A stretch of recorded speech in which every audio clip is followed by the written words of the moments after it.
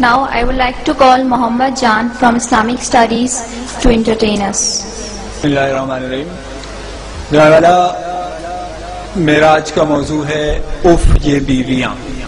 ایک مزاحیہ تقریر میں آپ لوگوں کے گوش گزار کرنا چاہتا ہوں.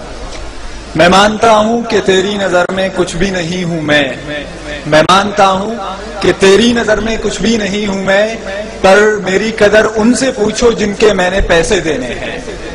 جناب والا میں نے کم عمری میں شادی کی کیونکہ میں اپنے آباء و اجداد کے مشن کو آگے بڑھاتے ہوئے پاکستان کو آبادی کی سب سے بڑی آبادی والا ملک بنانا چاہتا ہوں.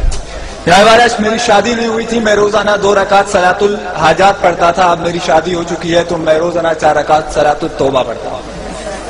جناب والا شادی کے بعد میری بیوی سے میری لڑائی ہو گئی. میری بیوی نے دعا کی کہ یا اللہ اگر یہ غلط ہے، یا اللہ اگر یہ غلط ہے تو اسے اٹھا لے، اور اگر میں غلط ہوں تو مجھے بیوہ بنا دے. جناب والا ایک مرتبہ میں اپنی پڑوسن زرینہ کے لیے مارکیٹ سے ایک تحفہ خرید کے لایا. میں نے وہ تحفہ ان کے حوالے کر دیا بڑی پیار محبت کے ساتھ. جب بیگم اقدس تک یہ خبر جا پہنچی تو کاشانہ اقدس کا پرزا لرز اٹھا. مجھے بیک وقت بیوی کے روپ میں جلال اکبری، غضب چنگیزی اور سفاکیہ ہٹلری نظر آئی تو میں نے فوراً ایک سیاستدان کی طرح پاسا پلٹا اور میں نے کہا کہ بیگم یہ سب افواہیں ہیں. بیگم نے آؤ دیکھا نہ تاؤ اور 8 نمبر کا جوتا اٹھا کر مجھ پر ڈرون حملہ کر دیا. یہ تو میری خوش قسمتی تھی کہ میں بر وقت نیچے جھک گیا اور 8 نمبر کا جوتا میرے دوست کے چہرے منور پر جا لگا اور اپنے انمنٹ نقوش چھوڑ گیا. جناب والا میں نے جذباتی انداز میں بولنا شروع کیا کہ بس بیگم بس، بہت ہو چکی.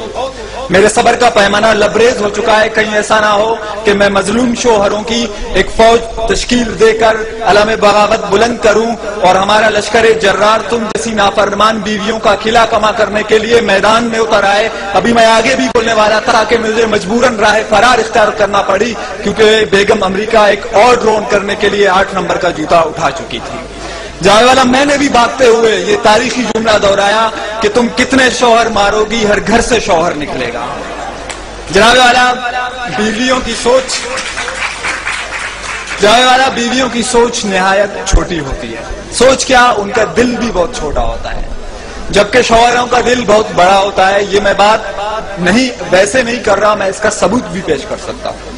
جناب والا بیوی کے دل میں صرف اپنے شوہر کے لیے جگہ ہوتی ہے جبکہ شوہر کے دل میں محبوبہ کے لیے، دوست کی محبوبہ کے لیے، بیوی کی دوست کے لیے، سامنے والی کے لیے، ساتھ والی کے لیے، اوپر والی کے لیے، نیچے والے کے لیے، کام والی کے لیے، کپڑے والی کے لیے، دودھ والے کے لیے، آفس والے کے لیے اور تھوڑی بہت بیوی کے لیے جگہ ہوتی ہے.